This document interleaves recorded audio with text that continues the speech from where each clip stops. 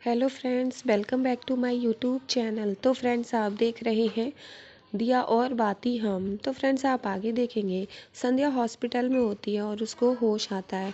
सूरज जी कहते हैं, संध्या जी आप कुछ कहना चाहती हैं, बताइए मुझे।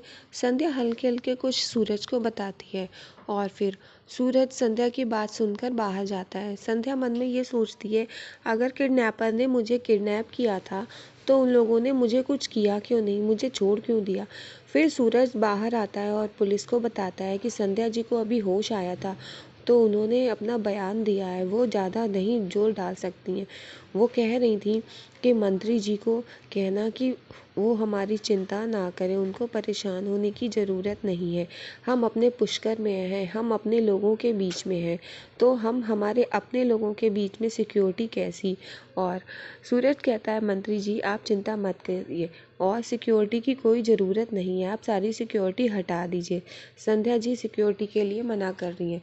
तो मंत्री जी कहते हैं कि सिक्योरिटी की क्या बात है, और रही परेशानी की, तो पुलिस वाले जब हमारे लिए सब कुछ करते हैं तो क्या हम पुलिस वालों के लिए कुछ नहीं कर सकते हैं। और इधर फिर मंत्री जी सोचने लगते हैं। इधर आप देखेंगे कि सूरज संध्या को लेकर के घर जाता है। संध्या मन में सोच रही होती है और सूरज से कहती है कि सूरज जी बाबू मुझसे बहुत नाराज़ होगी ना, और आपने घर पर मेरी किडनैपिंग की तो कोई बात नहीं बताई है, मत बताइएगा। फिर संध्या घर पहुंचती है, वो देखती है बाबू बैठी है। वो संध्या जाती है बाबू के पास, वो कहती है बाबू मुझसे बोलेंगी नहीं, बाबू प्लीज़ मुझसे बात करिए।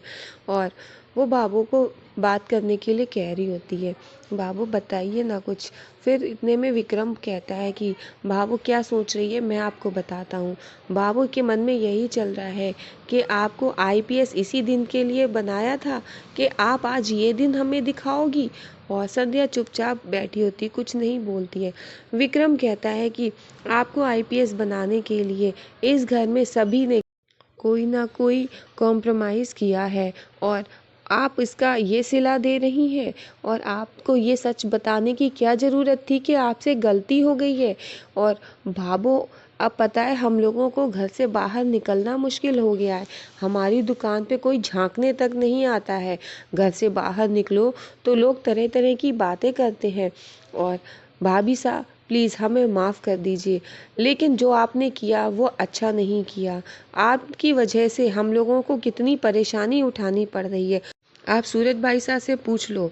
और फिर आप इधर देखेंगे कि बाबू की आंखों से आंसू आने लगते हैं, लेकिन बाबू फिर भी कुछ नहीं बोलती हैं। संध्या कहती है कि बाबू आप मेरी बात तो सुनिए।